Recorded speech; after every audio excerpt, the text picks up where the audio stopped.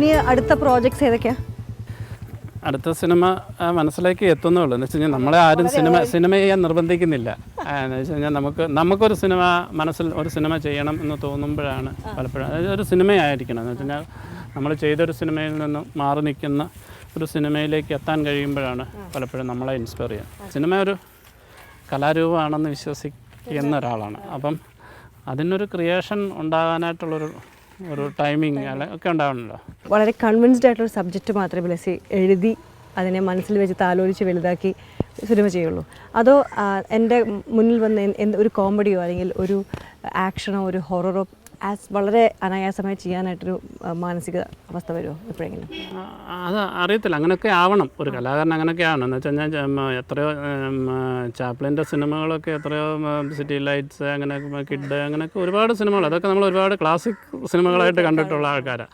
അപ്പം അങ്ങനെയും സിനിമ ഒരു ഹ്യൂമർ തലത്തിൽ കൂടെ സഞ്ചരിക്കുന്നതായിരിക്കണം. പക്ഷെ അത് ഏറ്റവും പമ്പര വിഡ്ഢിയായ ഒരു നായകനും വളരെ എഡ്യൂക്കേറ്റഡ് ആയിട്ടുള്ള ഒരു ഡോക്ടറോ അല്ലെങ്കിൽ അതുപോലുള്ളൊരു തലത്തിലുള്ള ഒരാൾ സംസാരിക്കുന്ന എല്ലാം വിഡ്ഢിത്തരം, അങ്ങനെ അതല്ലൊരു കോമഡി. അപ്പം അതിൻ്റെ ഒരു സിറ്റുവേഷൻ അതിനുവേണ്ടി ക്രിയേറ്റ് ചെയ്യണം. പക്ഷെ എന്നാലും എപ്പോഴും നമ്മൾ സ്വന്തമായിട്ട് കൺവിൻസ്ഡ് ആയാൽ മാത്രമേ വിളിച്ച് ചെയ്തിരിക്കുക ഇറങ്ങുള്ളൂ അല്ലേ?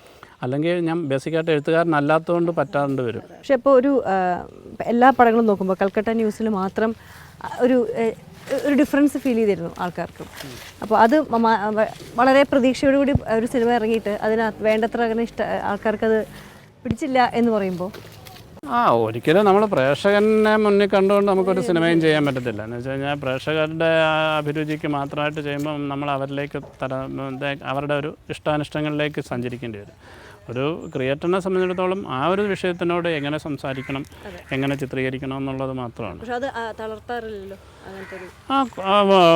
ഒരു പരിധിയൊക്കെ എന്ന് വെച്ചാൽ ഞാൻ ഒരു ഇമോഷണൽ അങ്ങനെ ഇതുള്ള ഒരാളായതുകൊണ്ട് പെട്ടെന്ന് നമുക്ക് ഭയങ്കരമായിട്ടും വിഷമങ്ങളൊക്കെ തോന്നും, കരയും ഒക്കെ ചെയ്യും. പക്ഷേ ഈ മലയാള സിനിമയിൽ പുതിയ ഡയറക്ടേഴ്സിൻ്റെ ഒരു നിര ഇപ്പോൾ കണ്ടു തുടങ്ങിയിട്ടുണ്ട്.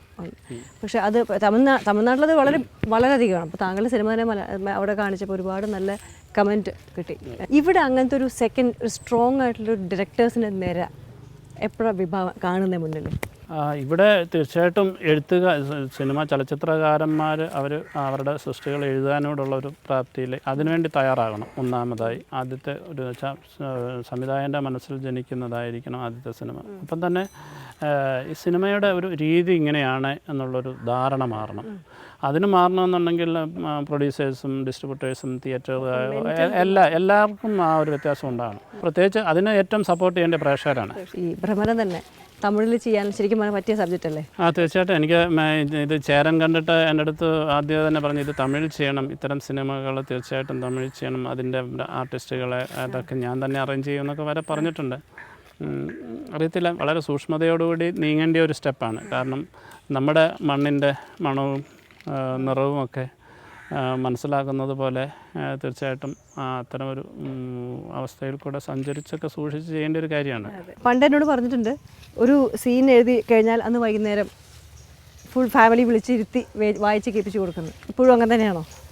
ഈ സിനിമ ഞാൻ എഴുതിയത് തിരുവനന്തപുരത്ത് ഇരുന്നിട്ടായതുകൊണ്ട് ഫോണിലൂടെയാണ് സംസാരിക്കാറുള്ളത്. അപ്പം പക്ഷേ എങ്കിൽ പോലും ഞാൻ നേരത്തെ സൂചിപ്പിച്ചല്ലോ, ഈ ശിവൻകുട്ടി ലോറി കൊണ്ട് ഒരു കൊക്കയുടെ അടുത്ത് കൊണ്ട് നിർത്തിക്കഴിഞ്ഞപ്പോഴാണ് ഈ ശിവൻകുട്ടി എന്താണെന്ന് ഞാൻ മനസ്സിലാക്കുന്നതും ഇതിന് കഥയുടെ ഒരു ക്ലൈമാക്സിലേക്ക് എത്തുന്നത്. പക്ഷേ ഞാൻ ആ കാര്യങ്ങൾ പിന്നീട് ഞാൻ ആരുടെ സംസാരിച്ചില്ല. കാരണം ഇത് ഉണ്ടാക്കുന്ന ഒരു സസ്പെൻസ് എന്താണ്, അത് ആദ്യമായിട്ട് വായിക്കുമ്പോൾ എന്ന് വെച്ചാൽ ഇതല്ലാതൊരു കഥ എനിക്കറിയാം. അപ്പോൾ അതല്ലാതെ ഇത് ഇങ്ങനെയുള്ളൊരു ട്വിസ്റ്റ് എങ്ങനെ എത്രത്തോളം നന്നാവും എന്നുള്ളത് കേട്ട് അറിയാതെ വായിക്കട്ടെ എന്ന് വിചാരിച്ചിരുന്നു. അതുകൊണ്ട് തന്നെ പിന്നീട് ആരുടെടുത്തും പറഞ്ഞില്ല. അതുകൊണ്ട് തന്നെ പിന്നെ ഒരു എഴുതി തീർക്കാനുള്ളൊരു ഭ്രാന്തായിരുന്നു. മക്കൾ 2 പേരാണ്. മൂത്താൾ ആദ്യത്തെ 8ാം ക്ലാസ്സിൽ പഠിക്കുന്നു, രണ്ടാമത്തെ ആൾ അഖിൽ 5ൽ പഠിക്കുന്നു. എങ്ങനെ ഇപ്പോൾ സിനിമകൾ കാണുമ്പോൾ ആൺമക്കളായതുകൊണ്ട് അവർക്ക് ഭയങ്കര അഭിപ്രായങ്ങളായിരിക്കുമല്ലോ? കൊച്ചുകുട്ടികളായതുകൊണ്ട് കൃത്യമായി സിനിമയെ, പ്രത്യേകിച്ച് എൻ്റെ സിനിമകളെ അത്ര രീതിയിൽ വിലയിരുത്താനായിട്ട് എത്രത്തോളം അറിയുന്നില്ല. പാസഞ്ചർ സിനിമ ഞങ്ങൾ കുടുംബമായിട്ട് കണ്ടു. അപ്പം ഞാൻ ചോദിച്ചു, അപ്പം ഞാനും ഭാര്യയും ഭയങ്കരമായിട്ട് ഇഷ്ടപ്പെട്ട് സംസാരിച്ചു. ഞങ്ങൾ നടന്ന് തിരിച്ച് തിയേറ്ററിൽ നിന്ന് വരുമ്പോൾ അതിനെക്കുറിച്ച് പറഞ്ഞു. അപ്പം തന്നെ ഞാൻ മക്കളുടെ അടുത്ത് ചോദിച്ചു, എങ്ങനെയുണ്ട്? നല്ല സിനിമയാണ് എന്ന് പറഞ്ഞു. പിന്നെ കിടക്കുന്നതിന് മുമ്പായിട്ട്, സെക്കൻഡ് ഷോ ആണ്, കിടക്കുന്നതിന് മുമ്പായിട്ടൊന്ന് മൂത്തവൻ്റെ അടുത്ത് ചോദിച്ചു, എങ്ങനെ നല്ല സിനിമ? ഞാൻ ചോദിച്ചു, ഏത് സിനിമ, ഭ്രമരമാണോ പാസഞ്ചറാണോ ഇഷ്ടപ്പെട്ടത്? രണ്ടും ഇഷ്ടപ്പെട്ടു. ഒരു നിശബ്ദതയ്ക്ക് ശേഷം അവൻ പറഞ്ഞു, ഭ്രമര അപ്പം ഞാൻ ചോദിച്ചാൽ എന്താണ് അങ്ങനെ ഒരു ഡിലേ എന്താണ്? അല്ല, അത് അപ്പാടെ സിനിമയല്ലേ. ഇത് നമ്മൾ മനസ്സിലാക്കുന്നുണ്ട് കുട്ടികളിൽ സത്യസന്ധതയും ഒപ്പം തന്നെ അവരെത്രത്തോളം കൺസിഡർ ചെയ്യുന്നു എന്നൊക്കെ പറയുന്നത്, അല്ലെങ്കിൽ ചിലപ്പോൾ അവരെത്രത്തോളം ബുദ്ധിപരമായി ആൻസർ ചെയ്യുന്നു എന്നൊക്കെയുള്ളത്.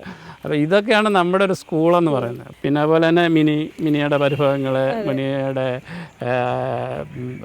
സ്വകാര്യതകളൊക്കെ തന്നെ ഒരുപാട് ഞാൻ എത്രത്തോളം പലരും അവളുടെ അടുത്ത് ചോദിക്കും.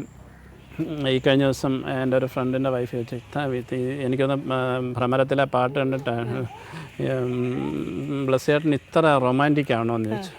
അപ്പോൾ അവൾ പറഞ്ഞു, ഞാനതിന് ഉത്തരം പറയാം, പുള്ളിയോടെ വരട്ടെന്ന് പറഞ്ഞു. ഞാനില്ലാത്ത സമയത്താണ്. അപ്പം അത്രത്തോളം വിഷമങ്ങൾ. എന്തായാലും ഇത്രയും ഈ സിനിമ റിലീസ് ചെയ്താലും അത് കഴിഞ്ഞാലുള്ള തിരക്കുകളൊക്കെ നമുക്കറിയാം. ഇനി അടുത്ത ചിത്രത്തിൻ്റെ പണിപ്പുരയിലേക്ക് തുടങ്ങുന്നതിന് മുന്നേ കുറച്ച് സമയം ഈ തിരക്കിൽ അല്പം നേരത്തിൽ വന്നതിൽ വളരെയധികം സന്തോഷമുണ്ട്. കാരണം എല്ലാ സിനിമകളും ഞാൻ കണ്ടിട്ടുണ്ട്, പക്ഷേ ഇത് കണ്ടപ്പോൾ വേറൊരു തലത്തിലായിരുന്നു ആ സിനിമ ഏറ്റവും അധികം എനിക്ക് ഇഷ്ടമായത്. അപ്പോൾ ഇതിനെക്കുറിച്ചും താങ്കളുടെ സ്വകാര്യ ജീവിതത്തിലേക്ക് അതും തിരുവല്ലയിൽ വന്ന് ചെയ്യാൻ പറ്റിയത് വളരെ സന്തോഷമുണ്ട്. വളരെ സന്തോഷം. കുറച്ച് സമയം നിങ്ങളോടൊപ്പം, പ്രത്യേകിച്ച് എന്നെ ഇഷ്ടപ്പെടുന്ന എൻ്റെ പ്രേക്ഷകരോടൊപ്പം കുറച്ച് സമയം കിട്ടിയത് വളരെ സന്തോഷം.